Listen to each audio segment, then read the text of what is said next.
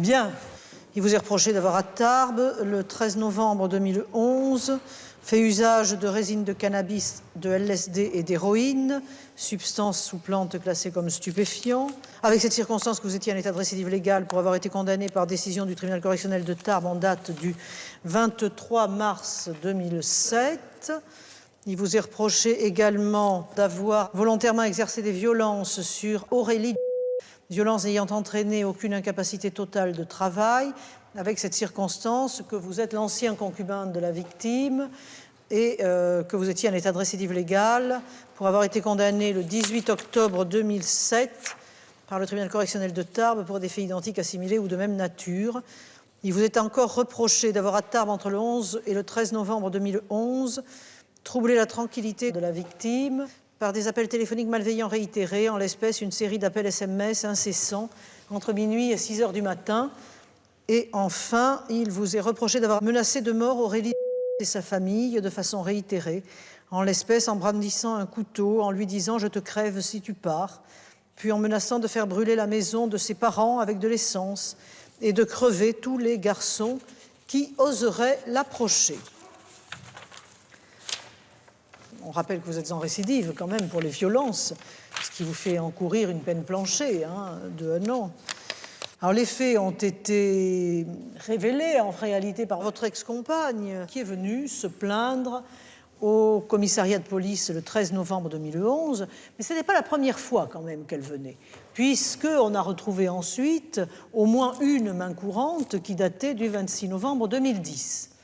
Alors je rappelle quand même qu'Aurélie, c'est une très jeune fille, puisque, bon, vous n'êtes pas très vieux, mais vous êtes quand même de 85, elle est de 91. Quand vous vous êtes mis en couple, elle avait à peine 18 ans. Donc, vous vous êtes mis en couple au mois d'août 2009, mais vous étiez déjà ensemble auparavant et vous habitiez chez votre mère. C'est cela?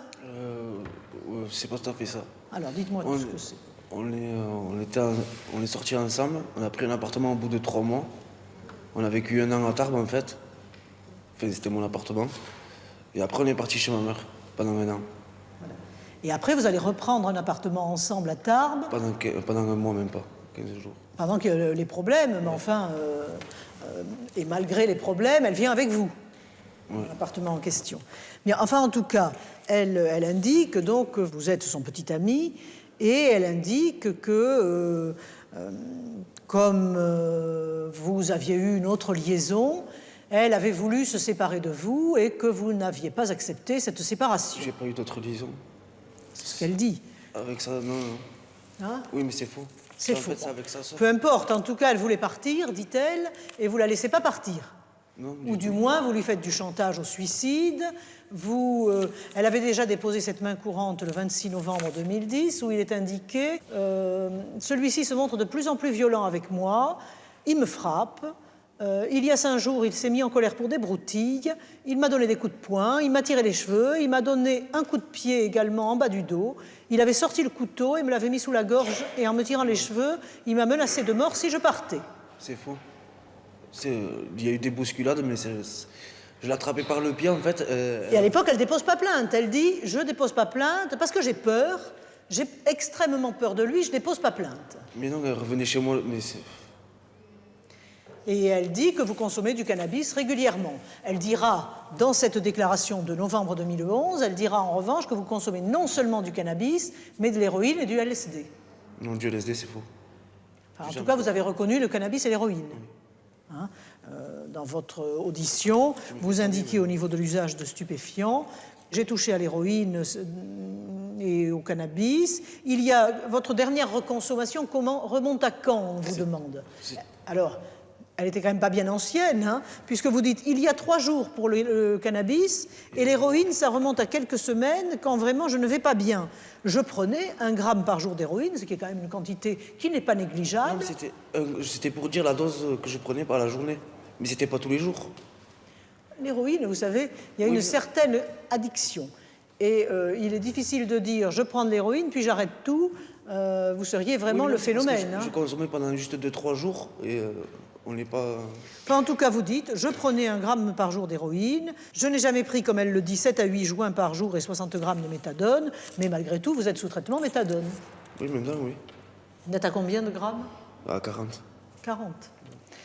Bien. Donc, elle dépose plainte en indiquant que, depuis quelque temps, vous la frappez et que, comme vous vous étiez séparés un mois auparavant, c'est-à-dire au mois d'octobre 2011, vous avez commencé, vous ne supportez pas cette séparation, et vous avez commencé à la harceler au téléphone. Et elle indique que dans ces conditions, elle a accepté de vous rencontrer pour s'expliquer avec vous. Il faut reconnaître que c'est vous qui la prenez dans votre voiture. C'est moi qui l'ai quitté au départ. Alors elle dit que c'est elle qui vous a quitté. Ce qui est certain, en revanche, c'est qu'elle est chez ses parents. C'est ce qu'il y a d'un peu étonnant quand même dans la procédure, c'est qu'elle habite chez ses parents et que donc la contrainte que vous exercez sur elle est nécessairement une contrainte exclusivement psychologique, parce qu'elle pourrait très bien résister à une contrainte physique, en tout cas, pour ne pas vous suivre quand vous venez la chercher. Or, donc, elle vient avec vous et vous avez reconnu quand même au moins les menaces. Oui, mais la plupart du temps, tout ce qu'elle dit, c'est des mensonges. Une partie, vous contestez. J'ai dit toute la vérité. Si vous lisez, j'ai dit toute la vérité. Ah, oui, enfin bon. Non, mais je vous promets, j'ai dit la vérité. Oui, bah elle dit aussi qu'elle a dit la vérité. Lors de la confrontation, elle confirme. Oui, mais comme de l'héroïne, elle prenait de l'héroïne, on n'a jamais demandé de... Elle n'est pas poursuivie aujourd'hui. Alors si monsieur le procureur veut vérifier si elle prend de l'héroïne, libre à lui. Pour aujourd'hui, nous ne sommes saisis que des faits vous concernant. On va s'en contenter.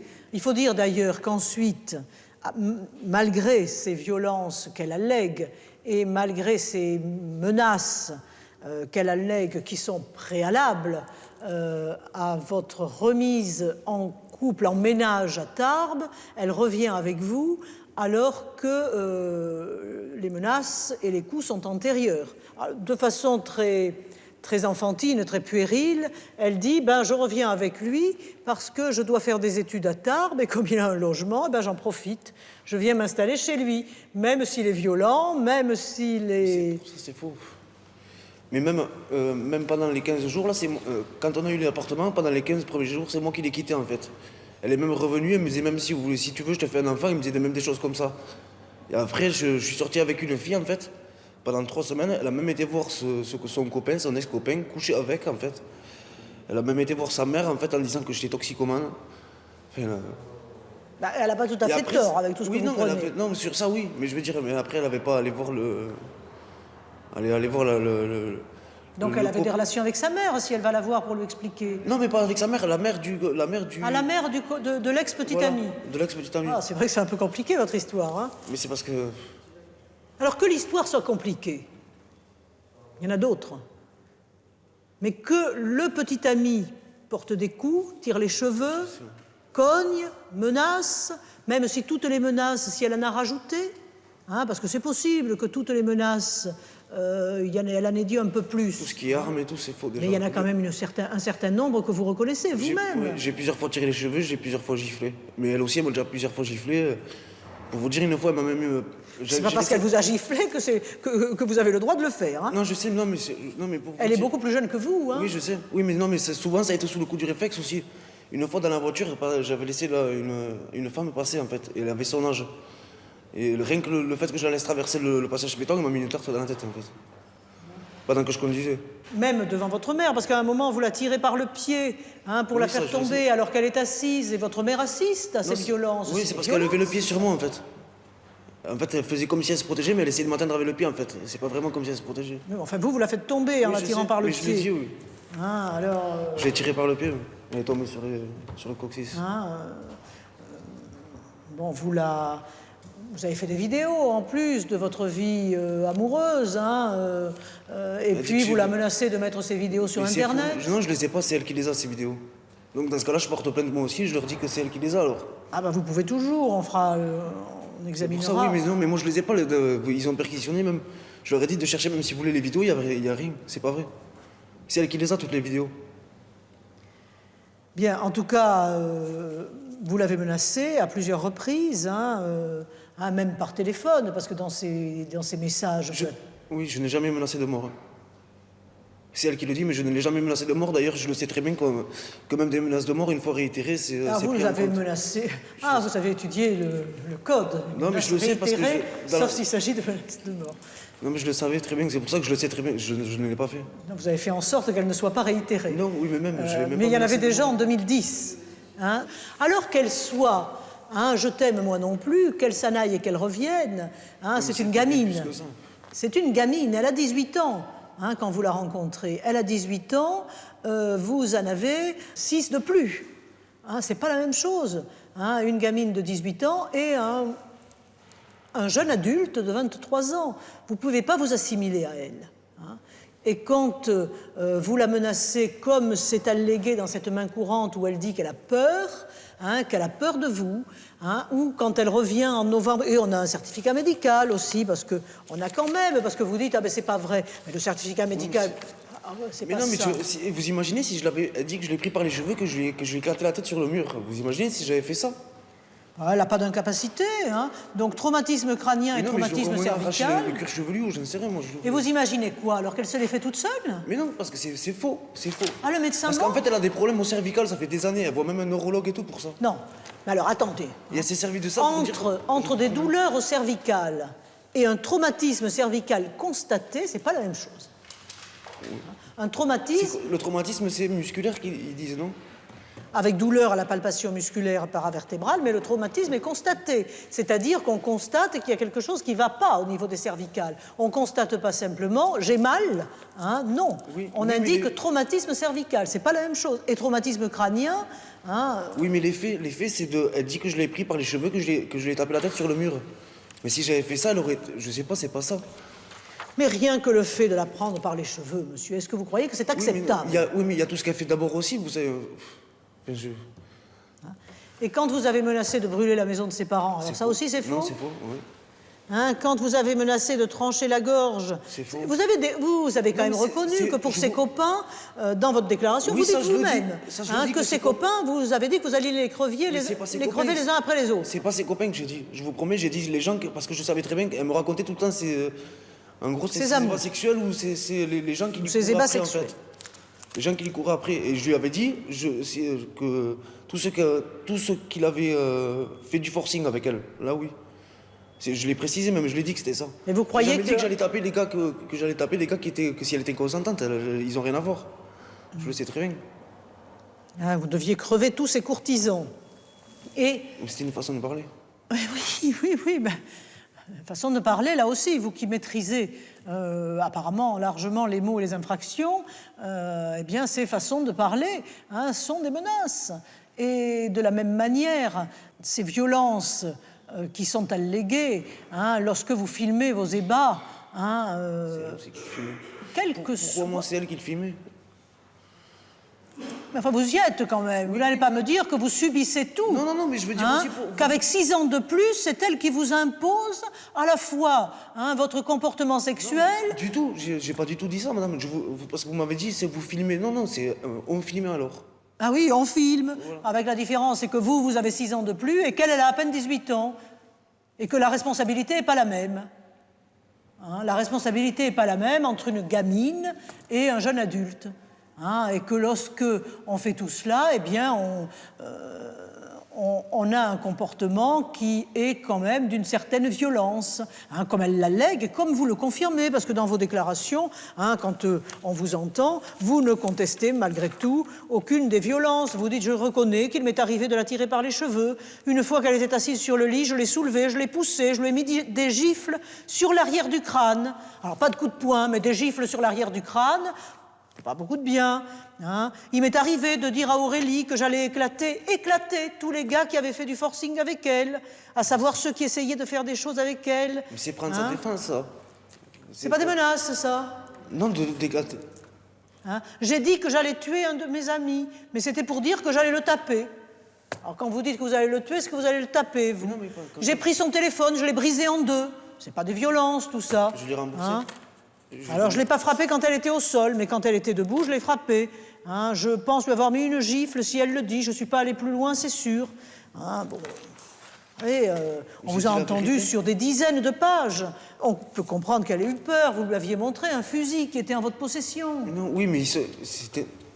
Oui, vous dites toujours non, oui, mais... Non, mais madame, s'il vous plaît, laissez-moi parler. Toujours une raison. C'était une carabine à plomb. Elle a été à l'armée, elle a fait le testage de l'armée, elle a tiré au FAMAS. Qu'elle dise pas qu'elle est terrorisée par un fusil.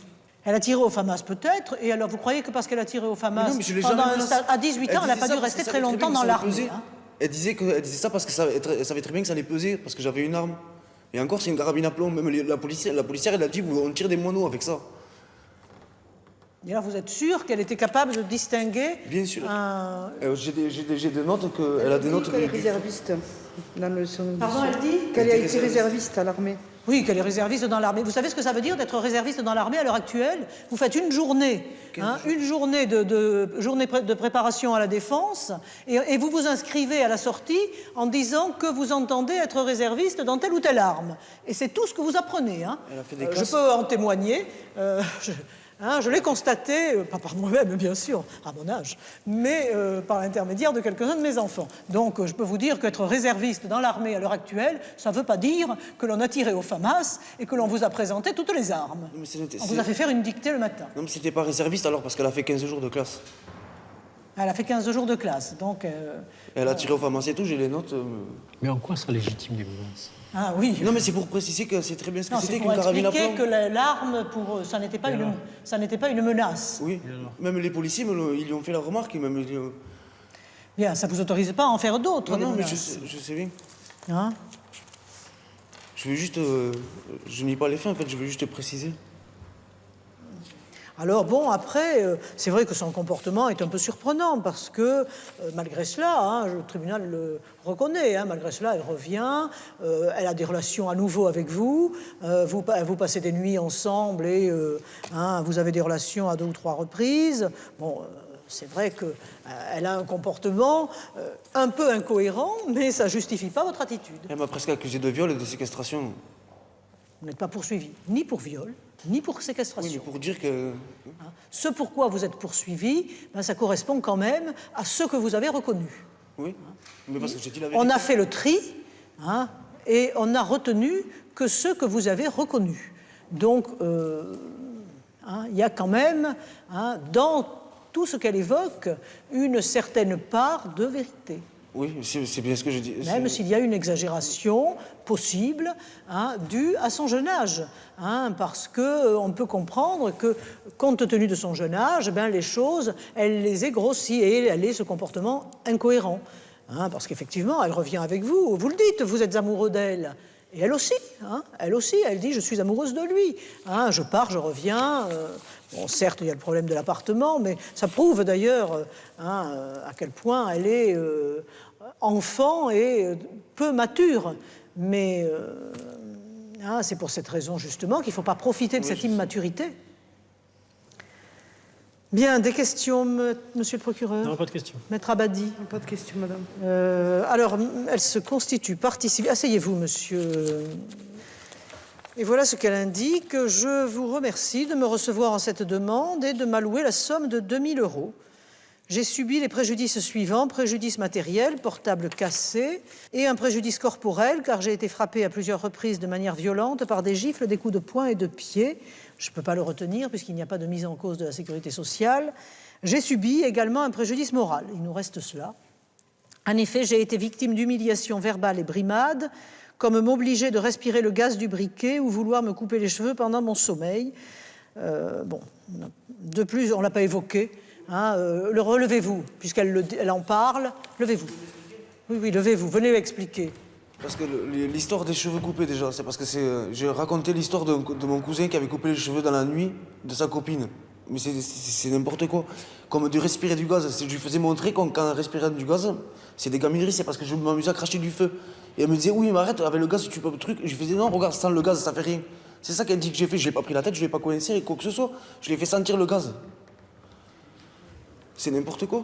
Bien. Alors elle dit, de plus, j'ai été confrontée à du harcèlement téléphonique ainsi que des menaces de mort. Je suis traumatisée par les faits dont j'ai été victime et cela m'empêche de poursuivre ma vie sereinement. Vous trouverez ci-joint les justificatifs étayant mes affirmations. J'ai pas l'impression qu'il y ait autre chose que le certificat médical. Donc on a juste le certificat médical. Vous l'avez vu, maître Abedi? Non, la lettre, je n'avais pas vu. Voilà, bon, là, je vous ai donné lecture Oui, de sa constitution et la seule pièce justificative, c'est le certificat médical que nous avons déjà dans le dossier. Voilà, donc vous pouvez maintenant... Morale, elle ne demande rien. Elle demande 2 000 euros. 2000. 2000, d'accord. Merci. Donc, monsieur le procureur, vos réquisitions. Oui, Madame le Président, vous statuerez bien évidemment, comme à l'accoutumée, ce que de droit sur la demande présentée par la partie civile. Je vous remercie, Madame le Président, d'avoir tout à l'heure quand même rappelé que le tribunal et avant lui le ministère public sait encore faire le tri entre les accusations qui ne sont pas étayées de preuves et celles qui correspondent à des infractions caractérisées, démontrées, avérées et même reconnues pour certaines d'entre elles. Parce que dans cette affaire, Madame le Président, que la plaignante n'ait pas toujours eu un comportement cohérent, j'en conviens volontiers. Que la plaignante ait parfois exagéré ou mal interprété certains gestes ou certains propos, j'en conviens aussi. Comme par exemple, lorsque très opportunément le prévenu lui indique que le cousin, lui, a coupé les cheveux pendant la nuit de sa compagne, qu'elle ait pensé que ça pouvait lui arriver, on peut quand même le comprendre. Qu'elle ait eu peur justement pour sa chevelure, on peut parfaitement l'expliquer. Je rappelle, Madame le Président, que si, effectivement, la plaignante, comme je le disais tout à l'heure, n'a peut-être pas toujours eu un comportement cohérent, il n'empêche que moi, qui représente les intérêts de la société, je suis là pour dire que jamais rien, même le comportement de la victime, ne saurait légitimer un acte de violence de quelque nature qu'il soit, et quand même la plaignante reviendrait avec celui-ci, je suis là pour lui dire qu'il ne doit pas le faire et que jamais il ne doit la frapper et que son comportement n'est pas l'acceptation de la violence et quand bien même ça ne se fait pas. Vous entrerez, Madame le Président, pour chacune des infractions reprochées en voie de condamnation. Je ne demande pas la peine plancher puisque celui-ci remplit les conditions pour que je ne la demande pas. Vous le condamnerez cependant à une peine de 6 mois d'emprisonnement assortie du sursis ainsi que 450 € d'amende. Merci, monsieur le procureur. Maître Abadi. Bien, Madame la Présidente, vous avez rappelé les faits de ce dossier très longuement, donc vous avez refait un petit peu l'instruction de cette affaire. Et effectivement, monsieur a reconnu un certain nombre de faits pour lesquels il est poursuivi. Vous avez rappelé également le contexte de ce dossier avec une grande ambiguïté de cette relation amoureuse qui fait que le couple se sépare, revient. Elle dit c'est pour faire des études. Donc bon, tout ceci démontre que il y a eu dans son vécu une exagération du danger qu'elle croyait courir, parce qu'effectivement, les violences qui lui sont reprochées ne sont pas du tout celles que Madame... Donc, pour moi, les menaces réitérées ne sont pas parfaitement constituées. Je vous demande d'arbitrer et éventuellement d'en prononcer la relaxe. Il n'en demeure pas moins que les deux premières infractions, on ne les reconnaît pas, elles sont absolument établies. Il y a effectivement la récidive. Je vous rappelle quand même, parce que j'y étais, que pour le premier dossier de violence pour lequel il est condamné, bon, ça ne change rien à l'état de récidive, il y avait quand même eu un partage de responsabilité, donc il n'est pas aussi violent qu'on le croit. Il y a cette condamnation, mais il y avait eu un partage par 50-50 avec les autres protagonistes de l'affaire. Donc c'est une affaire que j'avais suivie, donc ça je peux en attester. Monsieur le procureur a demandé une peine de 6 mois d'emprisonnement que vous arbitrerez, puisqu'effectivement, de toute façon, monsieur est conscient qu'il est là pour quand même répondre des actes qu'il a commis. Je vous rappelle quand même sur le plan de la personnalité que monsieur a fait des efforts extrêmement importants, car il ne vous a pas échappé que, outre cette relation amoureuse tumultueuse, ambiguë et difficile qu'il a vécue, il a également eu un passé difficile qui fait qu'il a eu besoin de soins On vous a parlé de méthadone dans le dossier. Vous verrez que je produis je produis au dossier des certificats médicaux qui démontrent qu'il a un suivi extrêmement régulier et que de ce côté-là, il est extrêmement bien suivi et qu'il ne fait que progresser au niveau de sa santé. Je démontre également qu'au niveau insertion, il a une promesse d'embauche et un contrat d'engagement réciproque avec le Conseil général. Pour l'amende, je vous demande d'arbitrer parce que c'est pas la richesse, puisque vous le voyez, il a la promesse d'embauche et que pour l'instant, il est quand même encore dans une situation difficile. En ce qui concerne la constitution de partie civile, il y a cette relation ambiguë dont on devra aussi prendre en compte, que vous devrez prendre en compte dans l'arbitrage des dommages et intérêts. Je vous remets à la sagesse du tribunal pour les dommages et intérêts que vous allouerez à madame. Merci, maître. Levez-vous, monsieur. J'arrive pas à voir combien vous avez de revenus en réalité. Je touche le RSA. Le RSA, c'est... Je le perçois. Bon. Vous voulez ajouter quelque chose? Oui, que je regrette quand même d'être arrivé là. Si j'avais su, j'aurais coupé court déjà. Je pense pas que ça serait passé comme ça si je pouvais revenir en arrière. Parce que c'est un contrat d'engagement réciproque, mais vous travaillez combien d'heures? Non, là, je travaille... Vous ne travaillez pas du tout? Il y a la promesse d'embauche. Non, parce que le problème, c'est qu'il n'est plus accessible au sursis. Donc, je me demandais si vous accepteriez de faire un travail d'intérêt général. Oui, je ferais bien. Vous seriez d'accord? Oui. Parce que... Oui, exact. Oui. Exact. Eh oui. Oui. Donc c'est soit du SME, soit un travail d'intérêt général. Oh, pas un SME, je pense que c'est inutile. Non, on est d'accord. J'aime mieux lui mettre un travail d'intérêt général. Il va accepter de faire un litige. Hein? Oui, oui. Il est d'accord. Hein? Oui. Et moi aussi.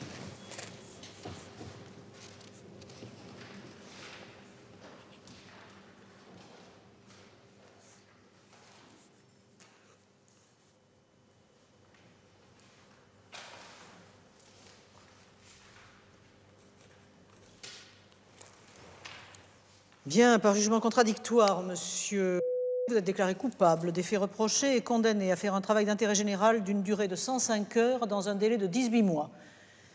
Si vous ne le faisiez pas, vous feriez 3 mois d'emprisonnement. Donc, vous avez tout intérêt à le faire.